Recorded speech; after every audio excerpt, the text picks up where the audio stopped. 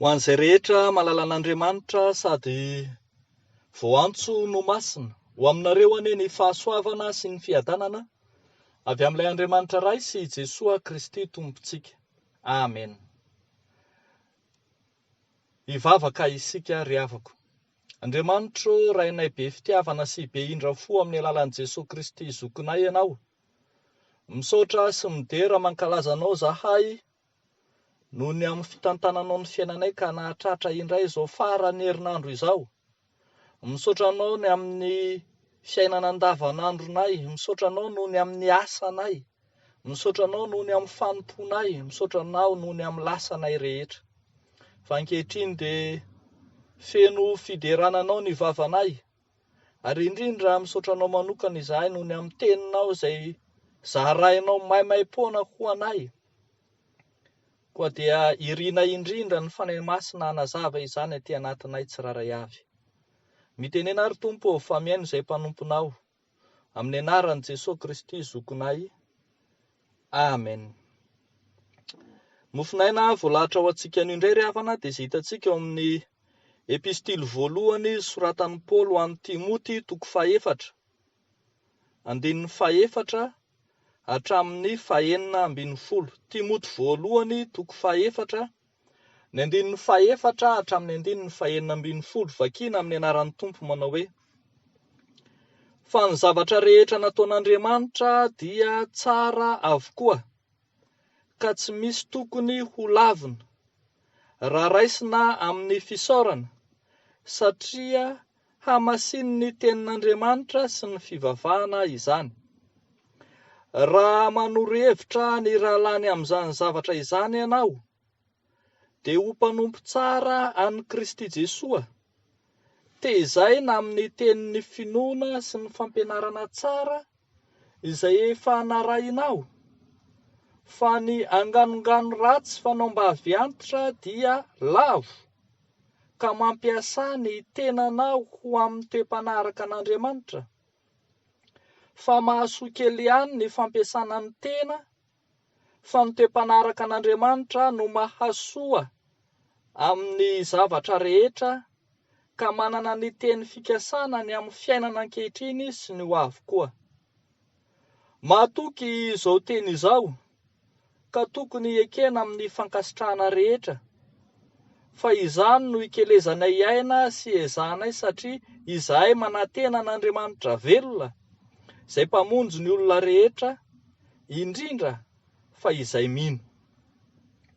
Izany zavatra izany no andidio sy ampianaro. Aoka tsisy olona hanao tsinotsinona anao noho ny hatanoranao, fa aoka fianarana ho an'ny mino ianao amin'ny fiteny, amin'ny fitondratena, amin'ny fitiavana, amin'ny finoana, amin'ny fahadiovana. Mandra-piavoko, tandremo ny famakian-teny, ny fananarana, ny fampianarana, aza tsy mitandrina ny famezam-pahasoavana izay ao anatinao, izay nomenanao tamin'ny faminaniana sy ny fametrahan-tanan'olona. Mazotoa hihevitra izany zavatra izany, dia mikeleza aina fatratra amin'izany, mba hiseho amin'ny olona rehetra ny fandrosoanao. Tandremo ny tenanao sy ny fampianaranao ka mahareta amin'izany, fa raha manao izany ianao, dia monjy ny tenanao sy izay miaino anao.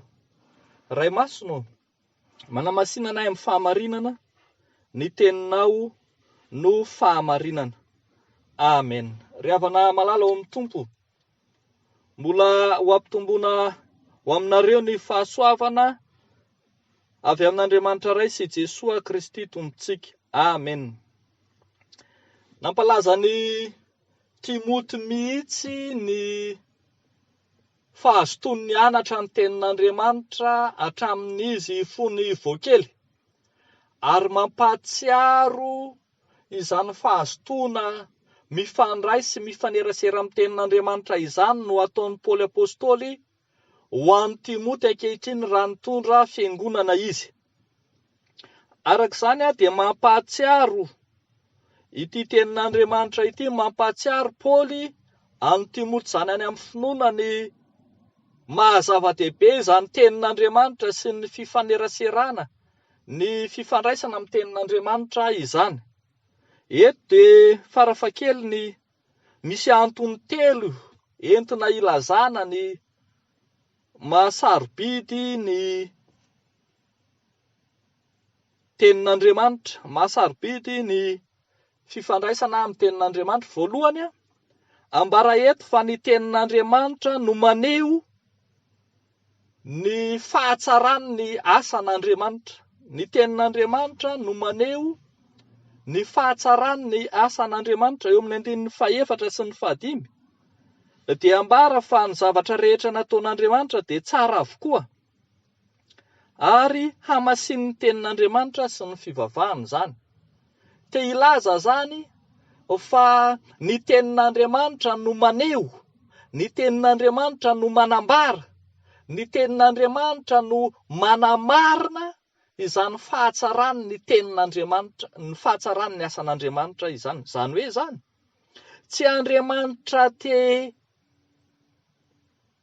hanindraindra ny zava-bitany fotsiny ka hoe tsara ny zavatra nataoko no Andriamanitra nanao asa tsara, fa hamarin'ny tenin'Andriamanitra ary asehon'ny tenin'Andriamanitra miariary amin'ny velona rehetra mandrak'ankehitriny izany. Dia indro hitantsika hatramin'izao andro ankehitriny iainantsika izao, ny fahitantsika ny fahatsaran'Andriamanitra sy ny fahatsaran'ny zavaboarin'Andriamanitra. Efa nanambary zany Andriamanitra tamina hary zao tontolo zao tamin'ny voalohany hoe ary dia hitan'Andriamanitra fa tsara zany.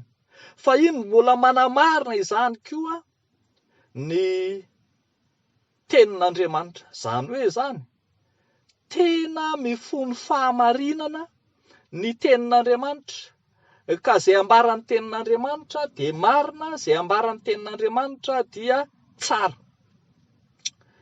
Zany ry havana malala no ahitantsika fa efa nambaran'ny tenin'Andriamanitra hatramin'ny voalohany fa i Jesosy Kristy dia natolotra ho an'izao tontolo izao, ho fanomezana ho an'izao tontolo izao, ary tena fanomezana tsara, fanomezana sarobidy ho an'izao tontolo izao zany. Ny tenin'Andriamanitra no manambara ny fahatsarany, zany fanomezan'Andriamanitra ny zanany ho an'izao tontolo izao zany.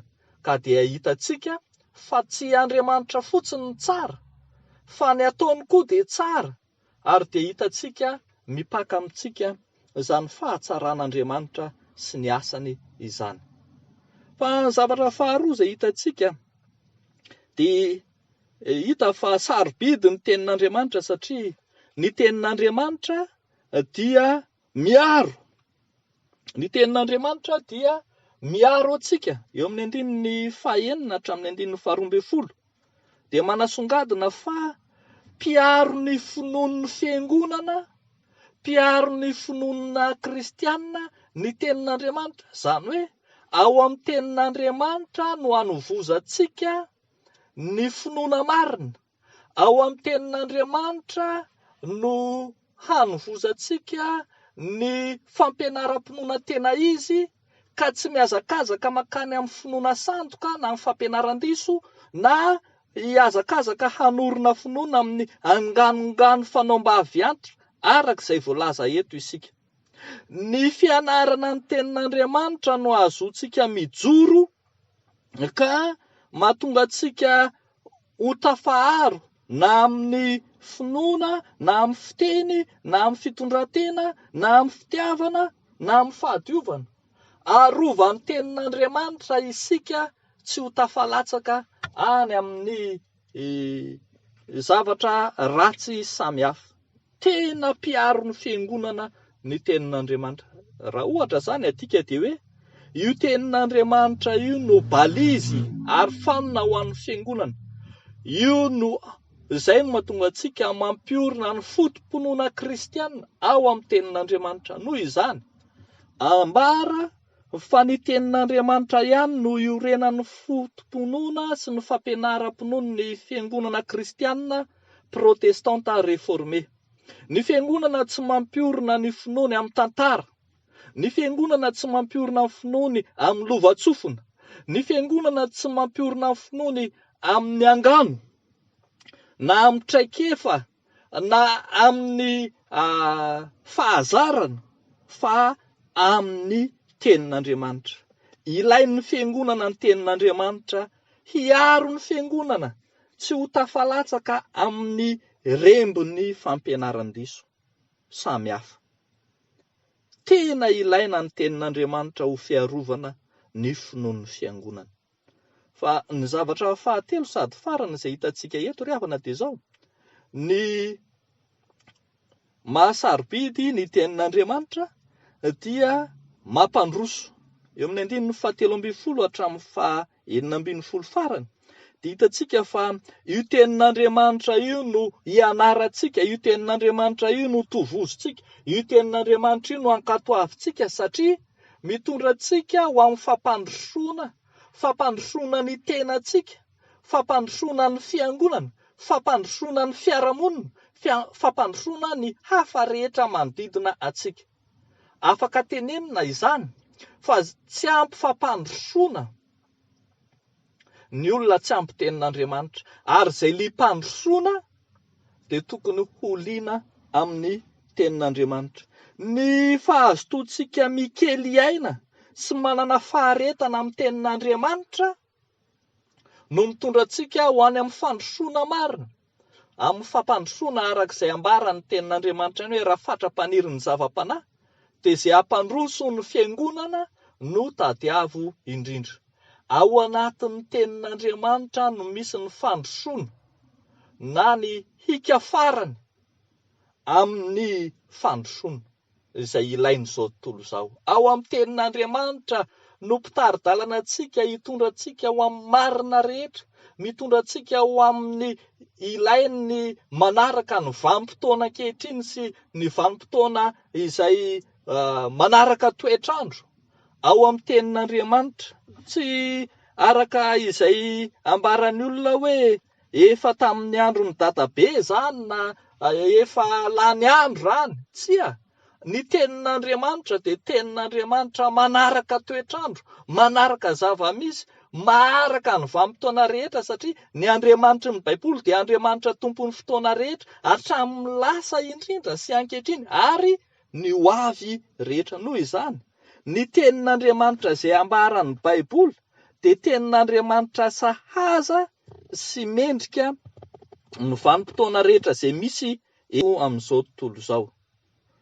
Arak'izany, ny fikelezanaina rehetra, ny faharetana rehetra, ny fitandremana sy ny fankatoavana ny tenin'Andriamanitra no mitondra antsika ho amin'ny fampandrosoana ilaina sy takiana amin'izao andro ankehitriny izao. Tena zava-dehibe arak'izany ny tenin'Andriamanitra ry havako. Tena zava-dehibe fa mahakasika ny fiainantsika ara-batana, ara-tsaina, ara-panahy, mahakasika ny lafim-piainantsika manontolo ny tenin'Andriamanitra. Noho izany, tena tsy afa-misaraka amin'ny tenin'Andriamanitra isika. Mahatsiaro reraka sy torovana isika rehefa lavitry ny tenin'Andriamanitra. Mahatsiaro mandeha ila sy mandeha irery isika rehefa lavitra ny tenin'Andriamanitra. Fa ny tenin'Andriamanitra kosa dia ambara eto fa aina ho an'izay mahazo azy ary fahasalamana ho an'ny nofony rehetra. Dia ho an'Andriamanitra irery ihany ny voninahitra, ho amintsika kosa izany tenin'Andriamanitra izany. Amen. Hivavaka isika. Andriamanitra ray io feno fiderananao ny vavanay. Ilay Andriamanitra miteny, Andriamanitra mampahery, Andriamanitra mizara ny teninao aminay tsiraray avy. Misaotra anao zahay fa ny teninao no mampianatra anay izay tsy hainay ka tonga arofanina sy fiarovana ny finoanay. Misaotra anao zahay fa takatra eo amin'ny teninao ny fahatsaranao Andriamanitra sy ny fahatsaran'ny asanao. Ary misaotra anao zahay fa mbola ny teninao no mitondra anay handroso hatrany amin'ny finoana ary hanaraka sady hitondra anay ho amin'ny fandrosoana izany no mitarika anay mba tsy hilozan'ny toetrandro raha teo koa. Ankehitriny ary izay Tompo dia mitondram-bavaka manokana eto anatrehanao ny mpiasa rehetra, ny mpiasa birao, ny mpiasa tselika, ny mpiasa amin'ny resaka varotra, amin'ny fandrarahana samihafa, ny mpiasa tanana, manao asa tanana samihafa, eny ny karazana asa sy ny sokajina asa rehetra entinay eo anatrehanao. Ianao Jesoa hanambona sy hijery manokana reny mpanomponao reny ka hanehoanao fa ny zanako sy ny asan'ny tananao dia ho adidinao ihany. Ataonay sy angatahanay amin'ny anaran'i Jesosy Kristy Tompo izany vavaka izany, ho anao ny dera sy ny laza ary voninahitra hatramin'ny taloha indrindra sy ankehitriny ary mandrakizay. Amen.